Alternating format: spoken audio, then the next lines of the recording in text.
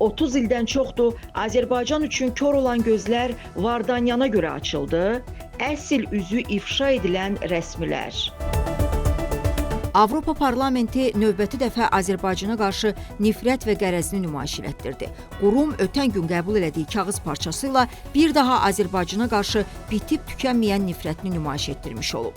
Erməni lobbisinin Azərbaycanla bağlı qətnaməsi 523 səslə qəbul edilib, 3 deputat sənədin əleyhinə səs verib, 84 nəfər bitərəf qalıb. Sənəddə Azərbaycanda Cinayət Məcəlləsinin sülh və insanlıq əleyhinə cinayətlər, müharibə cinayətləri, həmçinin terrorçuluq, terrorçuluğu maliyyələşdirməyə dair maddələri ilə və digər ağır cinayətlərdə təqsirləndirilən erməni əsilli şəxslərin dərhal azad olunması tələb edilib. Erməni lobbisinin dünya boyu başlatdığı kampaniyadan geri qalmaq istəməyən Avroparlamentarilər 30 il ərzində Azərbaycanın tarixi mədəniyyət abidələrinin dağıdılmasına, torpaqların işğal altında talan edilməsinə, Xocalı soyqırımı və sair məsələlərə laqeyd və biganə yanaşıblar.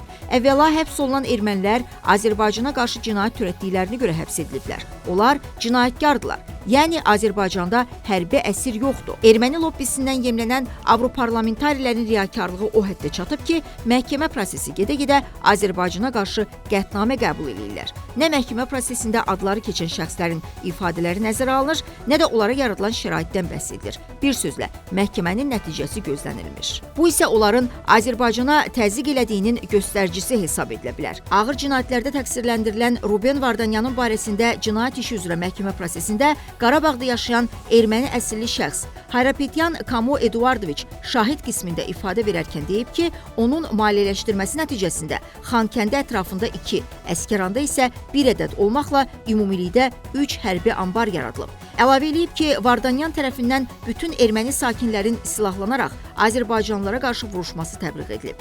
Ruben Vardanyanın bu silahlı dəstələri yaratmaqda məqsədi Azərbaycana qarşı mübarizə aparmaq olub.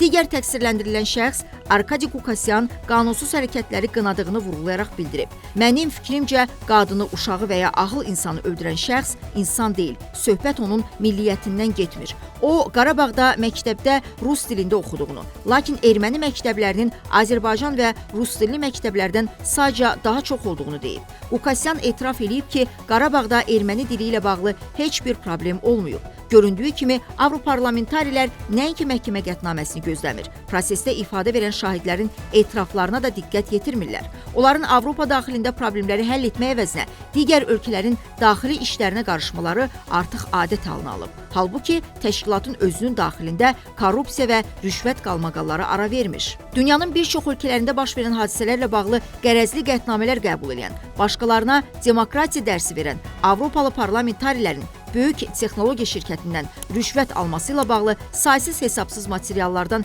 ən sonuncunu təqdim etməyi borc bildik. Həmin materialda bildirilib ki, Belçikanın hüquq mühafizə orqanları texnologiya nəhəngi Huawei şirkətinin Avropadakı lobbiçilik fəaliyyətinə dair spiral rüşvət istintaqının bir hissəsi olaraq martın 13-də Avropa Parlamentində 20-dən çox ünvana reyd keçirib və 2 ofisi möhürləyib. Məqalədə diqqətə çatdırılır ki, Belçika prokurorluğunun sözcüsü bildirib ki, hazırda Avropa Parlamentində aktiv korrupsiya, sənədlərin saxtalaşdırılması, çirkli pulların yuyulması ilə bağlı ilkin ittihamlar üzrə təhqiqat aparılır. Maraqlı və təəccüb doğuran hal ondan ibarətdir ki, Avropa Parlamentində korrupsiya və rüşvət qalmaqalları barədə dəfələrlə yazılsa da, hesabatlar dərc edilsə də, beynəlxalq aləm buna səssiz qalır. Erməni lobbisindən yemlənən deputatlarsa bundan istifadə edərək öz cinayətkar əməllərini davam etdirirlər. Şübhəsiz ki, Avropa Parlamenti tərəfindən qəbul edilən qətnamə Azərbaycanın beynəlxalq səviyyədə artan nüfuzuna xələl gətirmək və ölkəmizə qarşı növbəti dəfə